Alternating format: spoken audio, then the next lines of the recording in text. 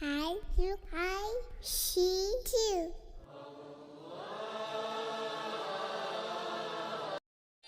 Kisah Abu Lahab. Kisah ini terdapat dalam Al-Quran, surat Al-Lahab ayat 1 hingga 5. Abu Lahab adalah satu-satunya paman Nabi Muhammad SAW dari pihak ayahnya yang paling menentang dakwah beliau. Abu Lahab adalah julukan yang melekat pada Abdul Uzza, nama sebenarnya. Ia dipanggil Abu Lahab karena wajahnya yang merah menyala seperti api saat marah. Sedangkan istrinya bernama Ummu Jamil. Sepasang suami istri itu hidup serba berkecukupan dengan harta benda yang mereka usahakan. Pada tanggal 22 April 571 Masehi di Mekah, lahirlah bayi laki-laki tampan yang disambut gembira oleh semua keluarga Abdul Muthalib, termasuk pamannya, Abu Lahab. Baginya, kehadiran Muhammad kecil seperti penghibur atas kepergian saudaranya, Abdullah, yang pergi begitu cepat. Tahun demi tahun berlalu, Muhammad kecil tumbuh menjadi dewasa sampai pada usia 40 tahun. Beliau diangkat menjadi Rasul. Saat itu penduduk kota Mekah banyak yang masih menyembah berhala, termasuk Abu Lahab. Suatu hari Nabi Muhammad naik ke puncak Bukit Sofa dan berbicara di depan sekumpulan orang. Wahai sahabat, apakah kalian percaya jika aku katakan bahwa ada pasukan berkuda di lembah bukit ini yang akan menyerang kita?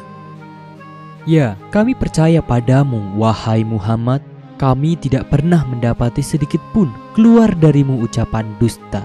Sesungguhnya aku adalah seorang Rasul yang bertugas memberi peringatan kepada kalian agar beriman kepada Allah SWT dan meninggalkan sesembahan selainnya. Walaupun aku seorang Rasul, aku tidak bisa menolong kalian kelak di akhirat. Jadi, selamatkan diri kalian dari panasnya api neraka. Berita tentang kenabian Muhammad SAW sampai ke telinga Abu Lahab.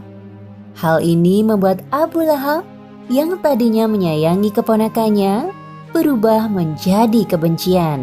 Cuma untuk ini kau mengumpulkan kami, wahai Muhammad? Sungguh perkataanmu tidak bisa dipercaya. Celakalah kau untuk selama-lamanya.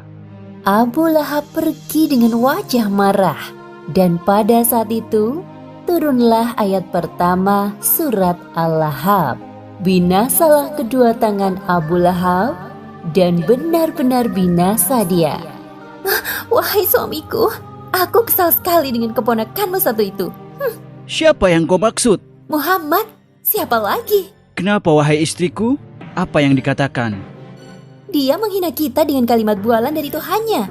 Begini katanya, binasalah kedua tangan Abu Lahab, dan benar-benar binasa dia. Tidaklah berguna baginya, hartanya, dan apa yang ia usahakan. Kelak, ia akan masuk ke dalam api yang bergejolak, neraka. Dan begitu pula istrinya, pembawa kayu bakar, penyebar fitnah.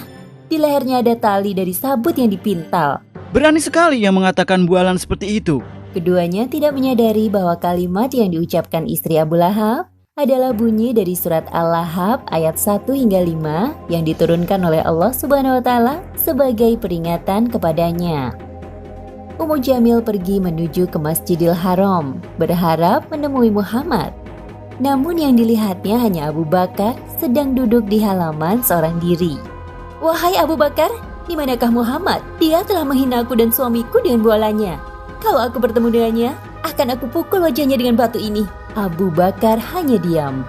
Dalam hati dia bingung mendengar ucapan Ummu Jamil, padahal jelas-jelas Nabi duduk di sampingnya.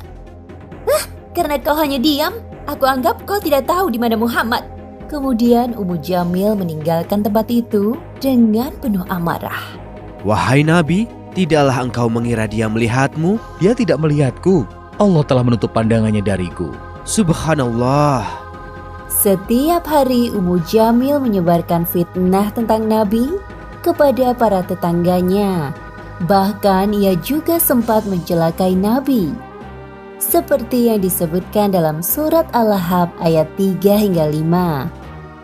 Kelak ia, Abu Lahab, akan masuk ke dalam api yang bergejolak, neraka. Dan begitu pula istrinya, pembawa kayu bakar, penyebar fitnah. Di lehernya ada tali dari sabut yang dipintal. Sesuai dengan adat masyarakat Arab zaman dahulu, yaitu menikahkan anak-anak antar keluarga, seperti dua putra Abu Lahab yang dinikahkan dengan dua putri Nabi, yaitu Ruqayyah dan Ummu Kulsum. Wahai anak-anakku tersayang, tahukah kalian bahwa Muhammad telah menghinaku dan ibumu di hadapan banyak orang? Sebelum kalian menceraikan istri-istri kalian, jangan berani-beraninya datang menemuiku. Kebencian Abu Lahab kepada Nabi Muhammad semakin menjadi-jadi. Ia mulai mengumpulkan orang-orang dan menyusun strategi perang. Namun disebabkan usia yang semakin tua dan tubuh yang lemah, Abu Lahab tidak ikut serta dalam peperangan. Abu Lahab berjalan-jalan di sekitar rumahnya dan bertemu dengan Ummu Fadl, istri Abbas. Istri Abbas sedang bersama budaknya. Wahai Abu Lahab, kenapa kau tak ikut perang untuk membela Tuhanmu, Lata dan Uzza? Untuk apa aku turun ke medan perang? Cukup hartaku yang menggantikanku. Lagi pula, aku sudah terlalu tua untuk ikut berperang. Di tengah pembicaraan mereka, lewat beberapa laki-laki yang pulang dari medan perang. Bagaimana hasilnya perang? Apakah kita menang? Kita kalah, wahai Abu Lahab. Jumlah kaum muslimin memang lebih sedikit dari kita.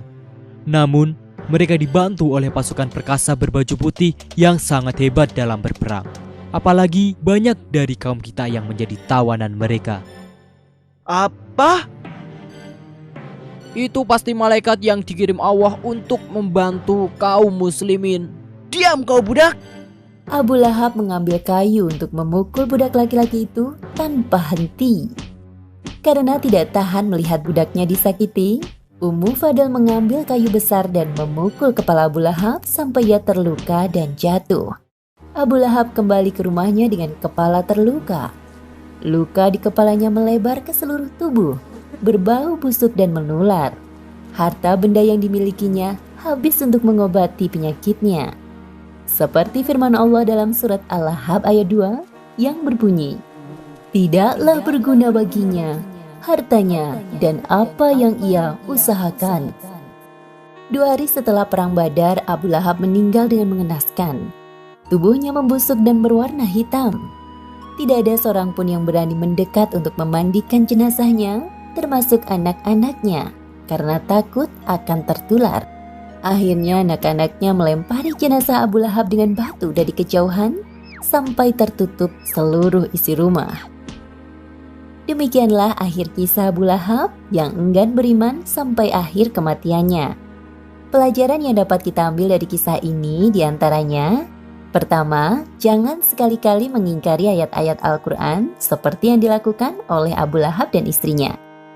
Kedua, jangan membanggakan harta benda yang kita miliki, karena semua itu tidak bisa melindungi dari azab Allah.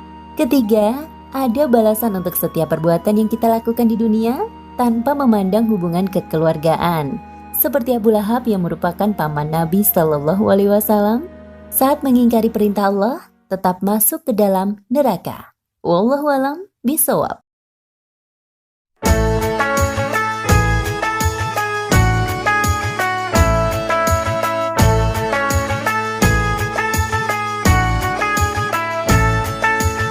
Ramadan tiba, Ramadan tiba, Ramadan tiba.